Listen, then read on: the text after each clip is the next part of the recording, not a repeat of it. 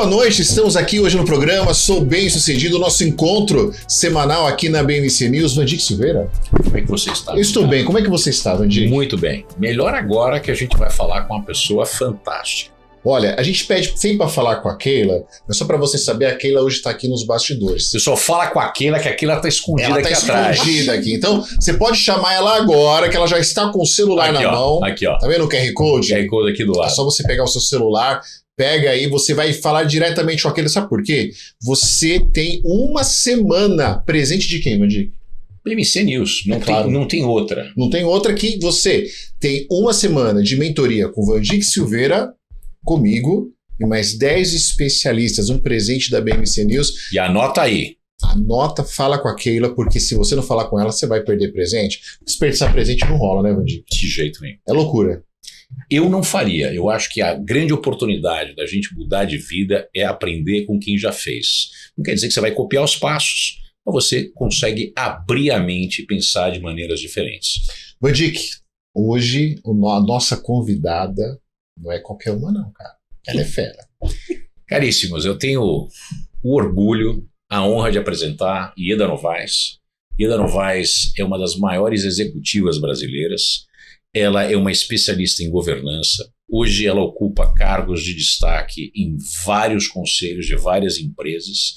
E ser conselheiro é mais do que ser um executivo. É trabalhar com os executivos para que os executivos, de fato, façam o melhor pelaquela instituição, pelaquela organização e, além de tudo, façam o melhor do ponto de vista de geração de lucro dentro de padrões de ética, de moral, de costumes que são aceitáveis para a população. Isso se chama governança, algo muito relevante para que as empresas, o capitalismo depende de governança, não é o velho oeste. Então ela é uma das pessoas no Brasil que zelam por isso, fazem com que empresas não só sejam rentáveis, mas sejam rentáveis dentro de um habitáculo de civilidade.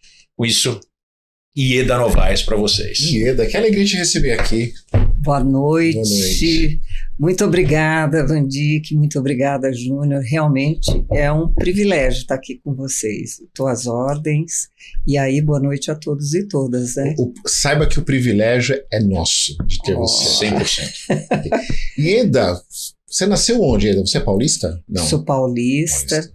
Da grande Monte Azul paulista. Monte Azul? Monte Azul, essa eu não conheço. Não fale assim, você conhece? Você conhece? Não conheço. Eu também não. Dá uma mentira, por favor. Fica perto de onde? Monte Azul é uma cidade do entorno de Laranja, né? Era inicialmente café, agora é Laranja. Fica no caminho de Barretos, você passa por Ribeirão, toda a zona de cana-de-açúcar e depois você chega em Monte Azul, pertinho de Bebedouro. Legal. Que é bem pertinho. A grande Monte Azul. Tem a Califórnia brasileira. Tem até aeroporto, né? A Califórnia brasiliira. Lá metade da cidade é parente direto. A outra metade está casando com essa. Tá se fazendo parente, né? Mas pior é que é verdade. Tá se fazendo. Mas a sua família é de lá mesmo? Raiz Minha de lá. família é raiz de lá. Eu tenho um avô que veio da Espanha, se fixou em Monte Azul. Monte Azul tem mais de 100 anos, então ele tem uma história, né, de ter desenvolvido ali, enfim, da agricultura, né, daquele momento. Depois meu pai veio de Serra Negra junto com um tio, quando teve a derrocada do café, né, em 39 eles montaram um banco. Então, existia um banco em Monte Azul Paulista, existiam dois. O da família chamava-se Julião Arroio, meu pai era sócio, Francisco Patrício, né? Eu sou Patrício, e um outro banco que depois sumiram, né? O Antônio de Queiroz, esses dois bancos sumiram. Então, uma cidade pequena com dois bancos, duas casas bancárias. Então, é uma cidade empreendedora. Altamente empreendedora. A família tem... Claro que hoje é tudo agronegócio, mas de muito empreendimento. Eles foram lá, acreditaram, né, fizeram essa casa bancária, ajudaram no desenvolvimento da cidade. Foram prefeito, vice-prefeito, foram presidente de Câmara, tal, sempre no sentido de trazer um desenvolvimento importante. Negócio é com a gente. Está no DNA da família da Ieda Novaes? Pois é questão de oportunidade, né? Também negócio, não só a experiência, mas uma questão de oportunidade, olhar o que tem ao redor e aquilo que você pode trazer de benefício para as partes interessadas. Aí eu vou começar um pouquinho, falar em governança, mas com benefício para você, porque quem faz negócio olha lucro, né? Sim. Mas anota aí, quem faz negócio olha lucro. Isso é um ponto muito importante que a gente nunca pode deixar de lado. E você que ainda não entende o que é o lucro, muitos de vocês têm a própria empresa, pequenas empresas, o lucro não é o seu salário, o prolabore. O lucro é aquilo que fica depois que você se pagou e tudo mais. E eu sei que é difícil de compreender de vez em quando isso, mas a gente vai elaborar mais com o bem-sucedido. Ieda, quando você fala de oportunidade, eu queria até destacar aqui, porque as pessoas, às vezes, eu acho que elas entendem diferente a oportunidade. Eu acho que nós, brasileiros, às vezes, achamos que a oportunidade é alguém chegar, como o Vandic falou, né, de capa vermelha, né, capa vermelha? De terno, o vermelhinho, de terno vermelhinho, o cara te chega e dá um abraço, vem cá que você é meu. Me agarra que eu sou sua oportunidade. E não é isso, né? A oportunidade é realmente a gente estar preparado, a gente estar atento e a gente observar aquilo que está em volta. E o seu pai, ele teve, né, começando com teu avô, ele observou as oportunidades ali e ele criou ali grandes negócios com as oportunidades que estavam em sua volta. Não era nada de um terno vermelho, né, Vandic? Terno vermelho. Não é um terno vermelho que chegou abraçando ele. É isso aí, oportunidade é você observar o que tem, o que o mercado local ou, enfim, depende do seu negócio, mas você observar, fazer uma análise das coisas, olhar os seus riscos também oportunidades, vocês sabem, né? Certamente, e comensurável retorno. E comensurável retorno, e o que fazer para mitigar esses riscos, né? E não ter medo, é realmente ser empreendedor, fazer com uma visão bem elaborada, a curto prazo, lembrando que um negócio, para amadurecer, ele leva um determinado tempo. Então, você também tem que estar preparado para aguentar esse período, né? Então, anota aí. A gente tem que estar preparado para aguentar. Isso significa que nós devemos mitigar os riscos. Não significa acabar com os riscos. Porque se a gente acabar com o risco, o retorno não é comensurável a ele. Mas é minimizar as chances de perda, ainda sabendo que existem. Isso é fundamental para você empreender e tocar seu negócio. Eu tenho uma pergunta para a Ieda, eu quero também o comentário do Vandic Silveira. Ontem, por coincidência, estava conversando com a minha esposa, estava deitado assistindo um filme, batendo papo, e minha sogra ligou. E a minha sogra é portuguesa, ela veio para cá com 13 anos. Minha sogra tem 72 anos, né? Então, quando o imigrante ele vem para cá, então ele vem com a mão na frente e uma atrás, muitas vezes. A gente estava falando da avó da minha esposa, que como ela foi guerreira, porque ela chegou aqui, né, com uma mão na frente e uma atrás, e educar 5 filhos. Né?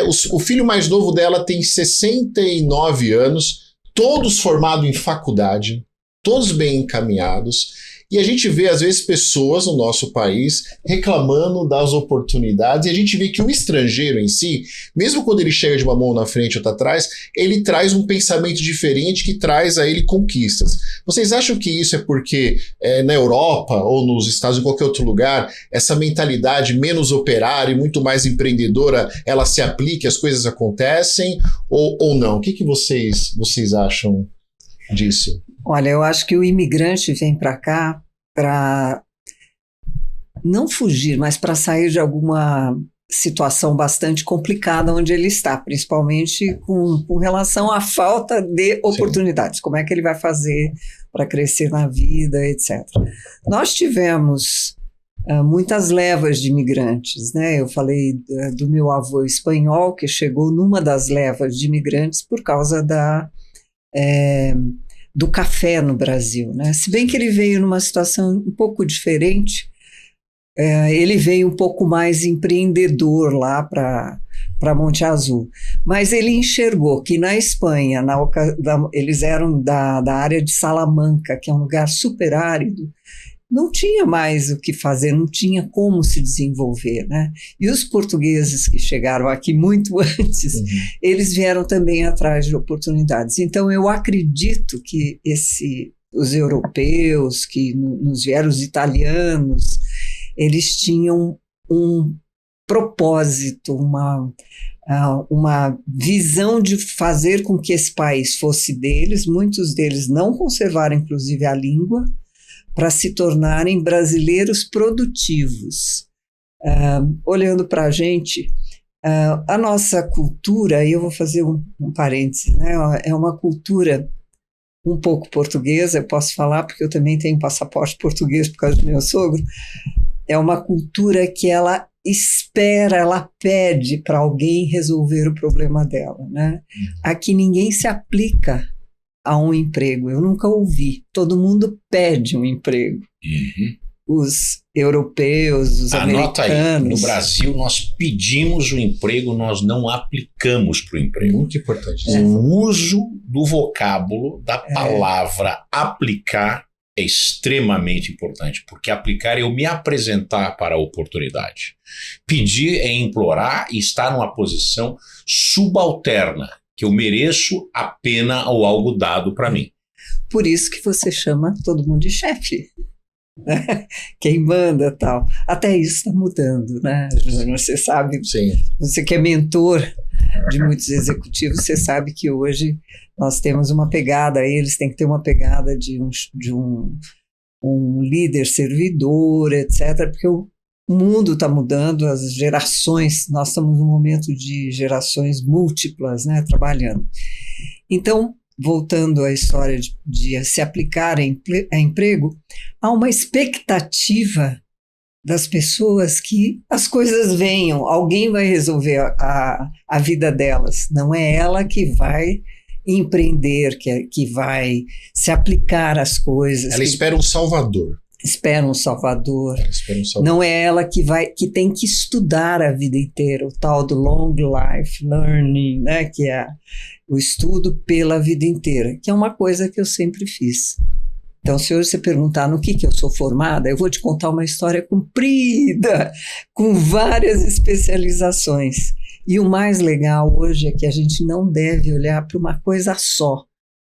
A especialidade é ótima, mas você tem que ter ao longo da vida a maturidade de ir adquirindo outros conhecimentos que sejam mais amplos. Anota aí, você deve ter ao longo da vida a maturidade de adquirir conhecimentos que são mais amplos, que aumentam, ampliam o seu repertório, porque nesse repertório mais amplo residem várias oportunidades escondidas. E eu concordo com você. Se você pegar o meu currículo, por exemplo, existem várias formações e eu navego em várias coisas, e não é que nós estamos perdendo foco, pelo contrário, é que as coisas vão se agregando, né, Vandick? E elas vão vindo, e você fez também a mesma coisa. Vandick, ele, né, economista, comentarista de televisão, né, apresentador, é mentor também, e que isso abre oportunidades, né, Vandick? Executivo. Empresário, quanto tempo você foi CEO? Ó, eu tenho sido CEO pelos últimos 20 anos. 2003 foi a minha primeira relação com ser CEO, que é 20 anos. Nós estamos em 2023. É uma vida, Vandick, uma vida. E eu, quando olho para trás, eu fui CEO pela primeira vez, eu tinha 29 anos. Eu não tinha a menor ideia do que fazer. Eu fui largado. O que era para fazer. Largado dentro da cova dos leões. Largado é muito forte. Largado dentro da cova dos leões, com fogo do outro lado. Quer dizer, não tinha o que fazer. E aquilo que a Ieda falou a respeito dos imigrantes, né, que eles vieram com um propósito, eu entendo perfeitamente, que eu também sou descendente de imigrantes italianos e portugueses que chegaram dessa maneira aqui. Agora, eu senti na pele quando eu entrei e fui CEO da primeira vez, porque ninguém botava fé, e eu fui resolver, aliás, eu fui fazer um turnaround, consertar uma empresa que estava quebrada, em Minas Gerais, que em 10 anos tiveram 10 CEOs, trocava todo ano. Então todo mundo apostava que ia demorar 3 meses lá. E eu, para falar a verdade, também achei que eu tinha uma grande chance de falhar. Eu não vou mentir para vocês que eu cheguei achando que ia acontecer tudo direitinho. Esse negócio dos imigrantes, existe um conceito, né, até em neurociência, que é a tensão para a intenção. É mais ou menos quando você queima todas as pontes que te conectam com voltar atrás, usar um pleonasmo aqui, mas você não tem como voltar. Sim. Como você queimou a ponte, e você tem uma parede atrás de você, ou o mar, e você tem um exército inimigo aqui, a sua única alternativa para se manter vivo é lutar. Lutar com tudo que você tem. E muitas vezes, nesse processo de luta, você descobre que você tem muito mais força, você tem outros atributos que você não sabia que você tinha, e artifícios mentais, emocionais, de uma série de maneiras de lidar com esses problemas. Então, quando a gente entra numa situação que a gente acha que existe a marcha ré, sempre existe a possibilidade. Quando você é imigrante, você vai voltar lá para Extremadura, lá na Espanha. Como é que você vai voltar para Extremadura? Você veio num barco para cá. Para voltar, você gastou o dinheiro da sua vida para chegar aqui. Ou você faz a coisa funcionar aqui, ou não faz. Perdeu, né? Garoteou, como o pessoal fala no Rio de Janeiro. Perdeu não sei o quê, cara, perdeu mané, como disse o ministro. Quer dizer, então a única alternativa que o sujeito que faz isso é olhar para frente e falar, vou para cima.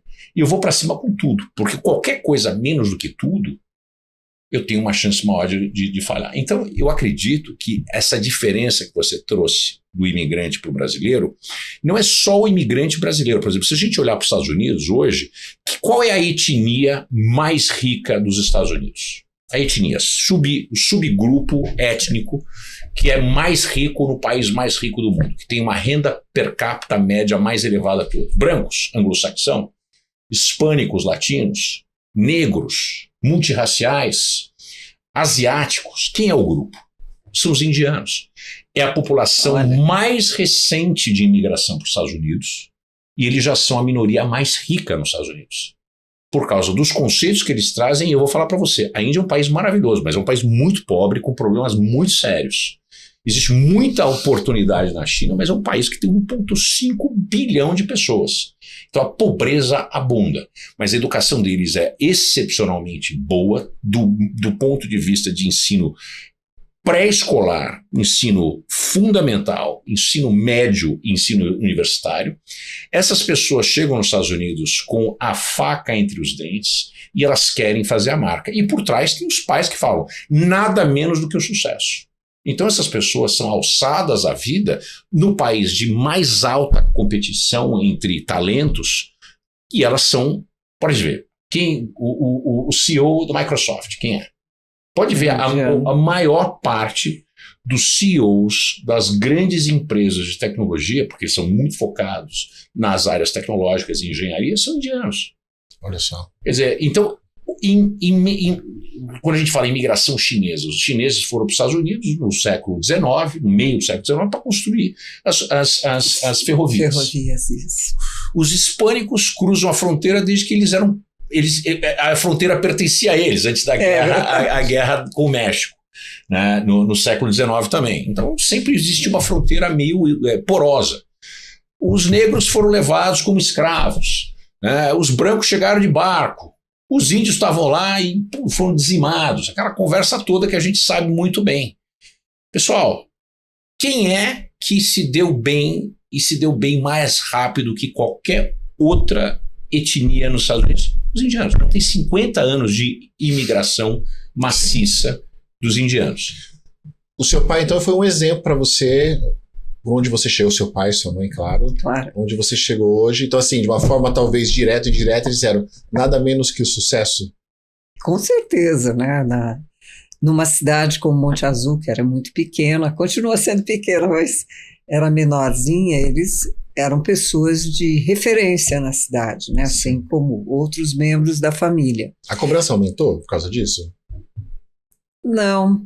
Eu acho que na minha geração você nem tinha cobrança, viu? Você tinha que fazer.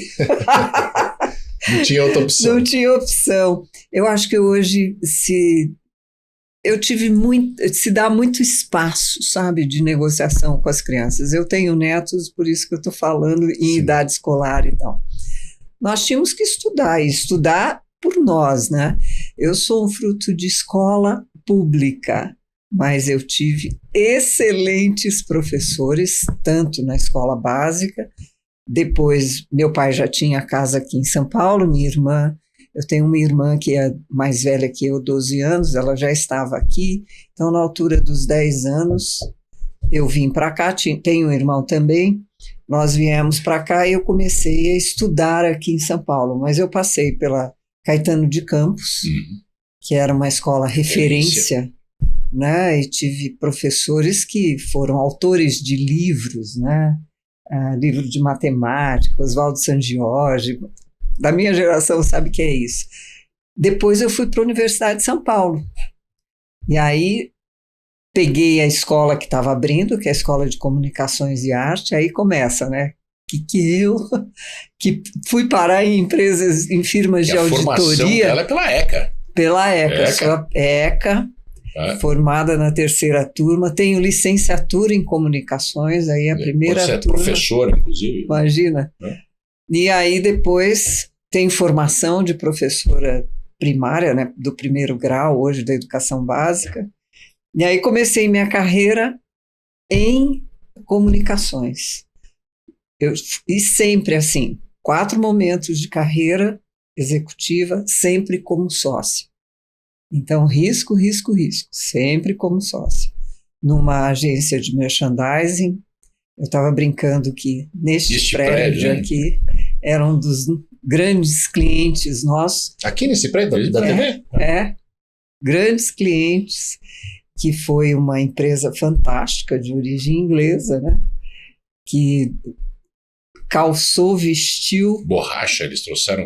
Borracha, galvanização, enfim. O Brasil, por muitos anos, eles foram nossos clientes por 18 anos. Nós éramos especializados em fazer marcas, embalagens, né?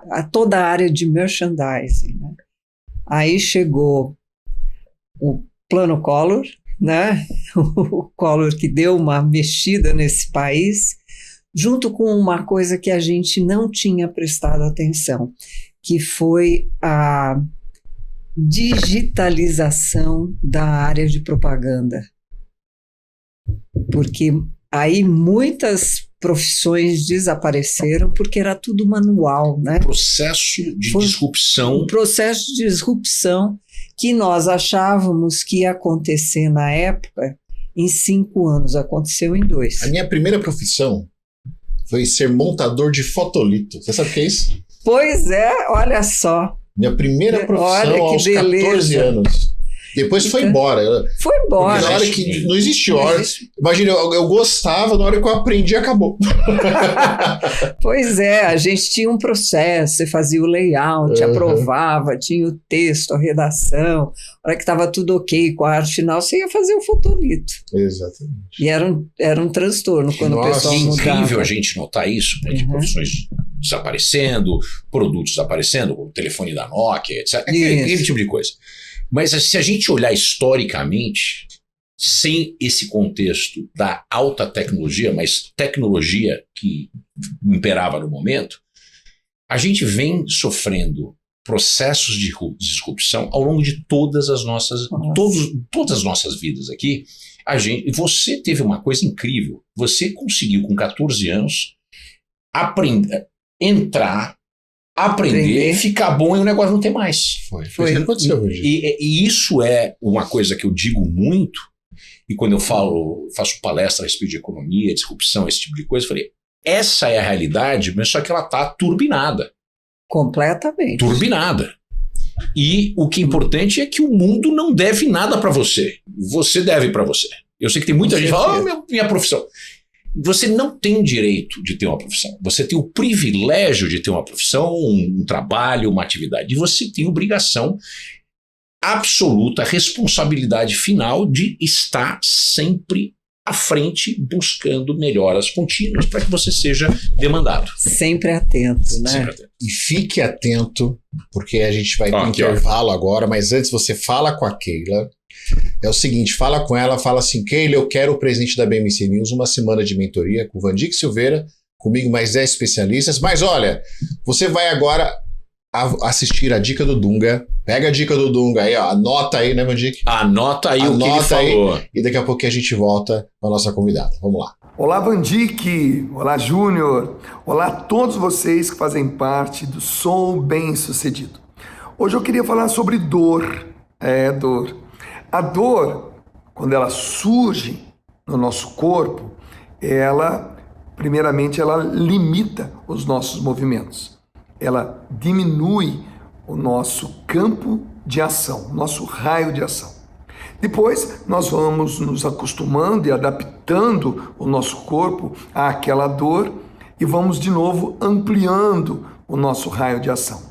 Eu estou falando de dor física mesmo, mas também existem as dores interiores, as dores da alma, que quando chegam, que são provocadas por traições, por uma competição desigual, desonesta, uma decepção a uma pessoa que nós esperávamos tanto dela e ela não correspondeu.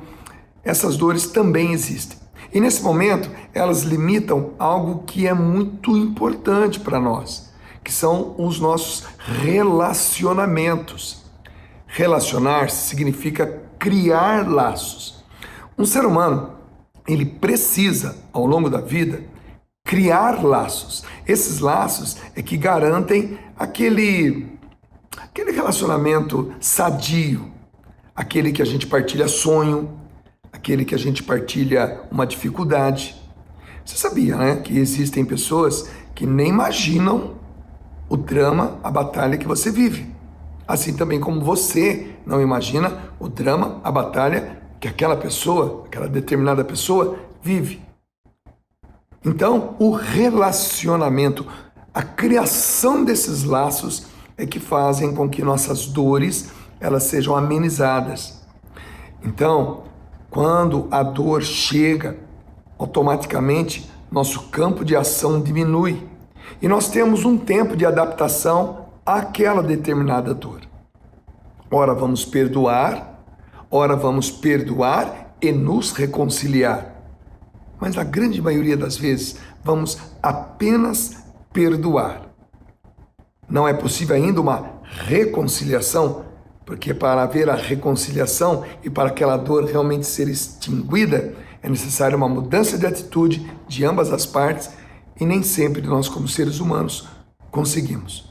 Mas o mais importante é você se adaptar a essa dor e recuperar o seu campo de ação, para que você continue atuando mesmo sentindo aquela dor. Continue perdoando, relevando e se relacionando mesmo com a existência daquela dor. Pensem nisso. Grande abraço.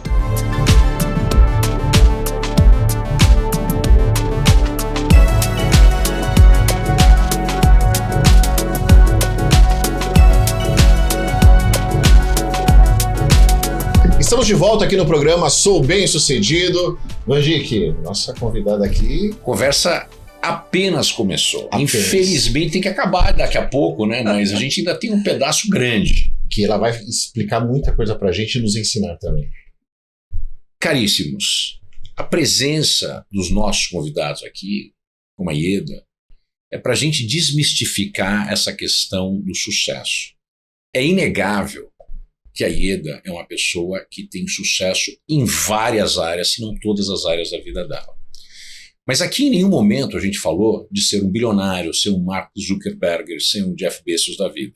Se a gente tem em mente que para ter sucesso a gente precisa ser um bilionário, e que é o que a maioria das pessoas associa sucesso com dinheiro, nós estamos nos perdendo, nos colocando sob uma pressão que é insuportável e acaba infectando as outras áreas da sua vida, inclusive as que você tem sucesso.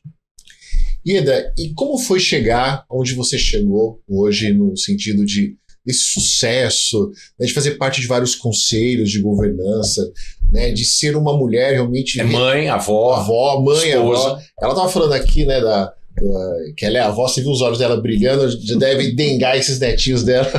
Com certeza. E como é que é chegar nesse sucesso e ser tão respeitada? Porque o respeito que você hoje tem no mercado é enorme, né? E não é tão simples assim você conquistar esse respeito. Como foi conquistar? Quais foram os desafios que você enfrentou para chegar e alcançar esse patamar tão bonito que você tem hoje?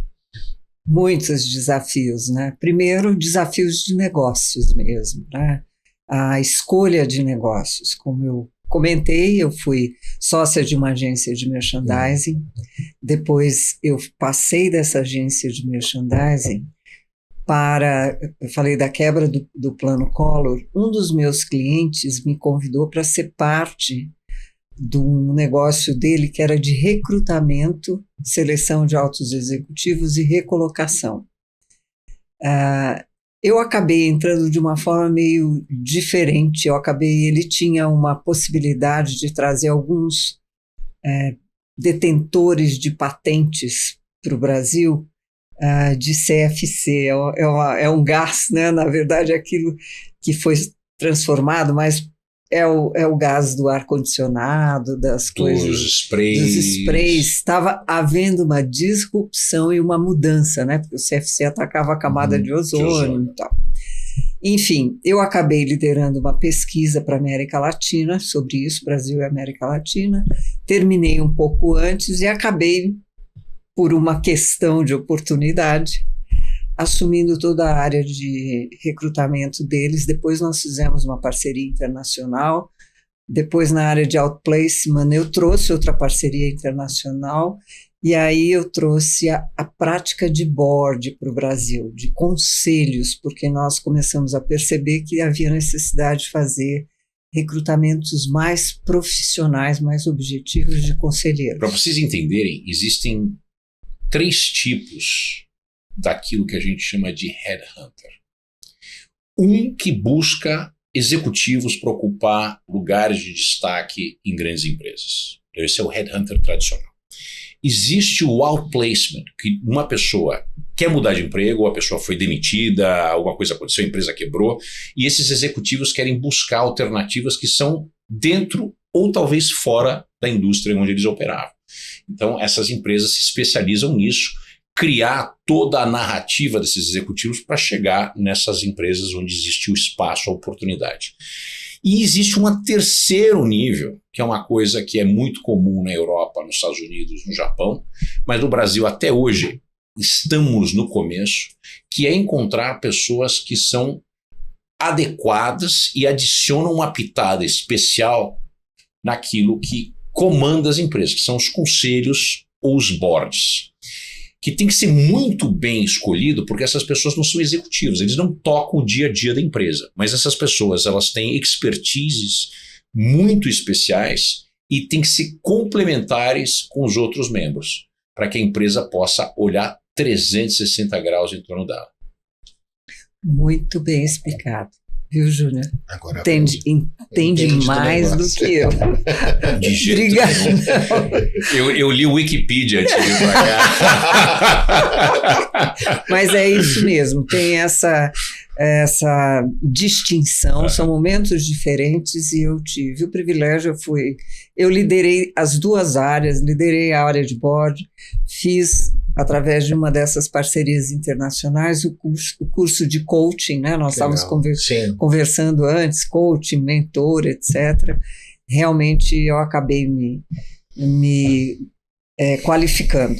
Mas, paralelamente a essa carreira profissional, eu comecei a olhar a parte de board por oportunidade. Então, eu fui ser parte de conselho curador de uma fundação, acho que eu posso falar o nome, é a Fundação Nacional de Qualidade, sim, que era voltada à excelência de gestão. É uma métrica de gestão. E é um assunto apaixonante para quem é profissional, né, e está na ativa e trabalha. E aí eu fui do Conselho Curador, fui presidente do Conselho Fiscal, fui presidente executiva, tudo voluntário, né? Fui de comitê de nomeações e, simultaneamente, eu fui da Câmara Americana, também do conselho, liderei vários comitês, remuneração, nomeação e o de sustentabilidade. Então, esses assuntos entraram na minha vida por uma questão de oportunidade, todos esses conselhos foram eleitos, mas também por especializações que eu fui adaptando. Aí, num dos conselhos, eu encontrei o principal acionista de uma firma de auditoria, consultoria e tributos e outsourcing, e numa conversa eu acabei sendo contratada como diretora geral dessa firma. Tinha um propósito importante, que era justamente fazer uma transição. Quando ele fizesse 60 anos, ele queria sair dos negócios, e eu, vindo de fora, ajudei essa história toda e acabei ocupando vários cargos nos negócios, porque era um grupo. Inclusive, tive a chance de ajudar a constituição do conselho da escola de negócios desse grupo, quando este senhor aqui, Van Dyck, esteve por lá. Legal.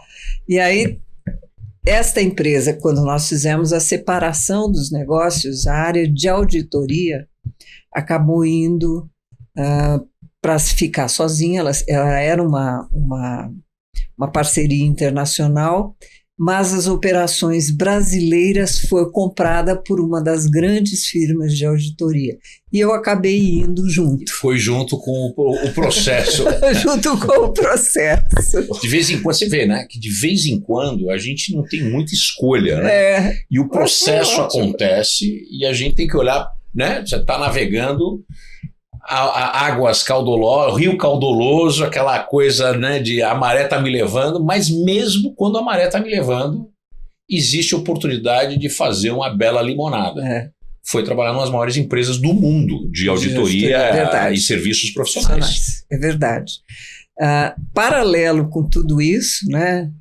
Gente, eu fiz curso de conselheiros pelo IBGC, Instituto Brasileiro de Governança Corporativa. Que é a marca maior que existe no Brasil em governança. Fui certificada por experiência, porque existe uma certificação mesmo, concurso, em Conselho de Administração, Conselho Fiscal e recentemente em Comitê de Auditoria. E aí eu acabei indo para essa firma grande, veja, quando você vai para um conselho de uma associação, você tem essa experiência, é você que está indo, não é a empresa. Você vai, claro, com o sobrenome da empresa, mas é seu o teu cargo. Então, no caso dessa firma, quando eu passei para a firma grande, uma das maiores do mundo de auditoria, eu levei os dois conselhos juntos, né? A única tristeza nesse período é que, como eu sou de serviços, tem um negócio que chama conflito de interesse, né? Você não pode receber da fundação, enfim, de conselhos que você trabalha, a não ser que haja uma possibilidade, um acordo importante, enfim, é bastante complicado. Então, eu fui voluntária. Só quando eu me aposentei que eu passei a ser remunerada nos conselhos onde eu estou. E aí passei por conselho de área financeira, por conselho, continuei na fundação, continuei mais um pouquinho na Câmara Americana até fazer toda a transição, e hoje eu estou em 2 conselhos de empresas de capital aberto, estou no comitê de auditoria de ambas, estou no grupo educacional, né, que eu falei, coordeno o comitê de auditoria, estou numa estatal do estado de São Paulo, aonde eu quis ter a experiência de uma estatal. Aonde ela não está? Mas eu disse no começo, eu falei no começo só exatamente... Só não sou bem sucedido que ela não está, tem que trazer ela para cá. Eu falei, o escopo dela é tão amplo que é difícil encontrar uma pessoa que tem um leque de experiências tão amplos quanto Ieda. Não, eu assim, sou teu fã agora. Que isso. É verdade, porque eu acredito muito, e você que está nos assistindo, veja, a Ieda, ela não se fecha no mundinho, né? Ela nasceu numa cidade lá pequena, de grandes oportunidades. O pai, o avô, depois o pai, e ela aprende isso. Ela vem para São Paulo e ela se forma, ela vê as oportunidades acontecendo, mas ela só consegue aproveitar se ela está pronta. E a Ieda sempre esteve pronta para quando chegou a oportunidade. O que acontece muitas vezes que as pessoas elas querem oportunidade sem estar pronta. Esquece. Hoje, se você não abre um leque grande de você compreender o que está à sua volta, né, e a brincadeira que eu fiz aonde a Ieda não está, porque a Ieda, hoje ela pode olhar para o mar da vida e ela pode navegar em vários mares porque ela está pronta. Ela está pronta, concorda comigo, Vandic? Se alguém chamar, né, e falar assim, olha só a fala dela, eu achei interessante, né? Eu quis ter a oportunidade de ir numa estatal. Olha só. Isso concorda comigo? Não é qualquer um que pode falar, eu quero ter, eu estou pronto, eu quero ter a oportunidade. E eu acho que tem um outro ponto importante na Ieda, é que ela é formada em comunicação. Mas a formação acadêmica dela não serviu como uma camisa de força que impediu que ela tivesse uma carreira multifacetada. Exato. Eu falo para vocês que nos assistem hoje, porque muitos dos nossos membros dizem, eu sou dentista, eu sou médico, eu sou advogado, eu sou engenheiro. E como se aquilo fosse uma sina, né? Uma sina, assim, cantada pela Amália Rodrigues. Isso mesmo. E não é verdade? Um fado, daqueles fados de chorar, né? E eu falei assim, e aí, qual é o problema? Eu conheço muita gente que exerceu e resolveu mudar, que exerce e tem outras coisas, e que só fez a faculdade e foi fazer coisa completamente diferente. Quer dizer, a nossa formação, ela não deve ser uma camisa de força e uma sina para o resto da nossa vida que nós temos que fazer aquilo ali. A minha esposa, ela é formada em Direito, ela é advogada. E desde que a gente se conheceu, como eu estou no mundo empresarial, no mundo empreendedor, né? Então, é aquilo que a gente fala, né? Então, ela convivendo, ela foi pegando gosto para essa vida empresarial, não que ela quer abandonar o direito, não é isso. E ela foi fazer um curso, né? Então quer dizer que eu estou muito orgulhoso dela. Ela foi fazer um curso esse fim de semana, que não tem nada a ver com direito. E aí, ela conversando comigo no fim de semana, tá? Eu estava dizendo para ela o seguinte, olha, eu estou muito orgulhoso de você, porque você não foi no curso com uma cabeça daquela pessoa de consumidor. Eu vou lá e vou consumir. Você foi numa mentalidade empreendedora, onde eu fui lá para aprender e de você aprender muitas coisas. E aí, quando eu olho para você, eu vejo essa experiência que você tem, tudo que você está fazendo, acabou de dizer, ele fez, e é isso mesmo, eu fui aprendendo, eu fui caminhando, como o Vandic falou, adorei sua definição, não posso pegar minha profissão e botar a minha formação acadêmica e colocar uma camisa de força, e hoje a gente vê uma mulher, não vou te perguntar a sua idade, não vou ser indelicado, mas que mostra que mesmo com um país infelizmente preconceituoso, que a gente com certeza deve ter sofrido alguns preconceitos, porque é homem, porque é mulher, porque é isso, aquilo, tal, e você hoje tem o direito de escolher aonde quer estar. Você entende o que eu quero dizer? É verdade, a gente conquista. Privilégio. O privilégio. A gente conquista, viu? Assim, se eu puder deixar alguma dica. Por favor. Vale ouro, pessoal, anota aí, hein? Anota. Então, estudar, ampliar conhecimento. Não precisa fazer grandes cursos extensos por muitos anos. Vai fazer um curso pequeno, para você adquirir, para ver se é aquilo que você vai investir depois. Então, quando eu assumi a função de presidente executiva da fundação, eu fui dar uma olhadinha o que significava exatamente o terceiro setor, tá? Porque eu estou falando de terceiro setor e tal. Quando eu comecei a pensar em board, eu fui olhar o que era esse assunto, fazer um curso de conselheiro. Então, eu fui acrescentando. Então, hoje você fala, aonde eu não estou? Eu estou em muitos mais lugares, viu? Que eu não, muitos mais. Absoluta. Mas o que eu faço nesses lugares? Eu levo a minha experiência de conselho, né, de comitê de auditoria, das firmas que eu estive. Também fiz todos os cursos, que é uma experiência que tem experiência de mais de 40 anos de profissão e mais de 20 atuando em conselho. Então é isso que eu trago, é onde eu chego, eu procuro entender o negócio, né? Se é um conselho, eu estou convidada a entender aquele negócio no detalhe para poder contribuir da melhor forma possível. Então, de novo, estudo. Pessoal, lembra quando eu digo que sucesso depende de 3 variáveis que a gente trabalha muito com vocês, o conhecimento, formal e informal? O que ela está dizendo é exatamente isso, essa mistura de conhecimento de livro de escola, mas também aquele desejo de aprender o negócio de uma essência não acadêmica. Como é que as pessoas funcionam dentro dessa indústria? O que conta lá dentro? Isso é tão importante como ir para a escola. E, obviamente, as duas outras variáveis importantes é a experiência e esse equilíbrio emocional que a gente tanto fala a respeito. Não dá para ter sucesso sem ter equilíbrio emocional, porque essas emoções, esses sentimentos determinam os caminhos que você vai escolher. E esses caminhos, eles vão impactar no seu sucesso. Ieda, quando você olha a sua trajetória, a gente sabe que tem momentos que é aquele momento que nós estamos crescendo, tem aqueles momentos que nós estamos colhendo, mas tem momentos que eles são transitórios, eles são preparativos para o plantio ou para a colheita. E às vezes as pessoas que estão nos assistindo, elas não têm uma digestão muito boa nos momentos de transição, porque elas acham que é perca de tempo. Você passou por momentos de transição na sua vida que você não estava nem semeando, nem colhendo, mas estava se preparando para vivenciar tudo que você vivencia hoje? Deixa eu contar uma coisa para vocês, que vem aí da minha experiência lá na área de outplacement, né? Recolocação de executivos.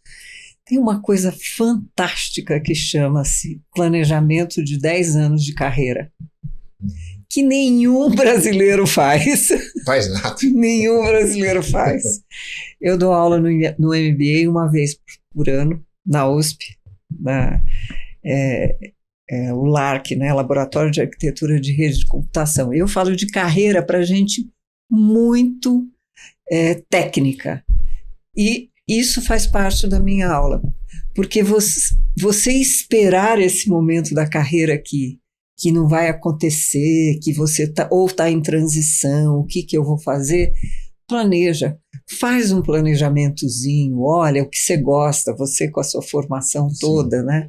Você gosta, o que você não gosta, quais são os seus skills, quais são as suas habilidades, e vai afunilando isso e pensa, bom, mesmo com essa formação, hoje eu estou em determinada empresa, hoje a coisa mais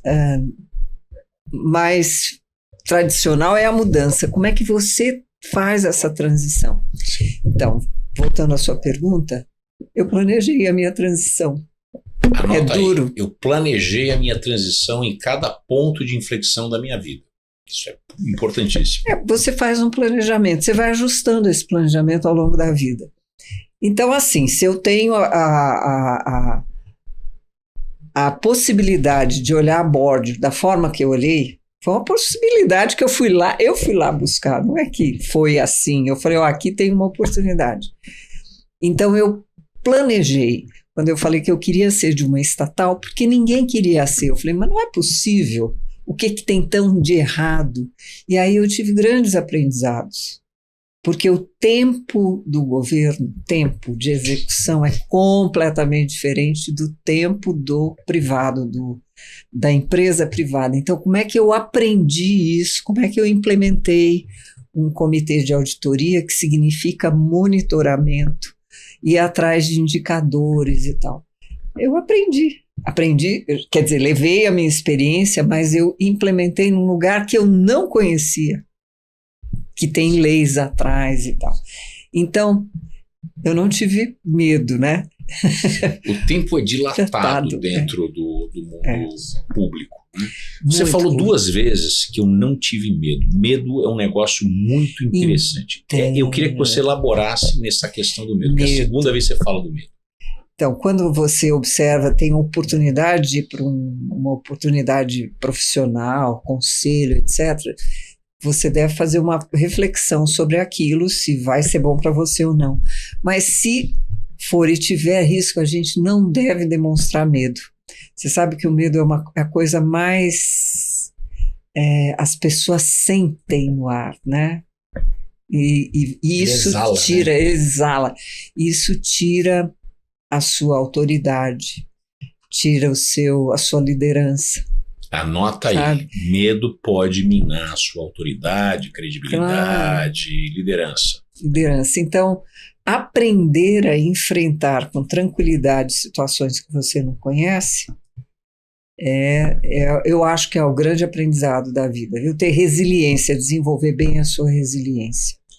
Ieda, queria que você imaginasse agora, esquece eu e o Vandic aqui, acho que a gente nem está aqui na sua frente, mas tivesse aqui algumas gerações na sua frente aqui agora, o teu avô, teu pai, tua mãe, seus irmãos, não sei se você tem irmãos, Tem. seus irmãos, seu marido, seus filhos e seus netos. Se eles estivessem aqui na sua frente, se você pudesse olhar para a sua trajetória, o que você falaria para eles se eles estivessem aqui agora? Todos eles juntos, né?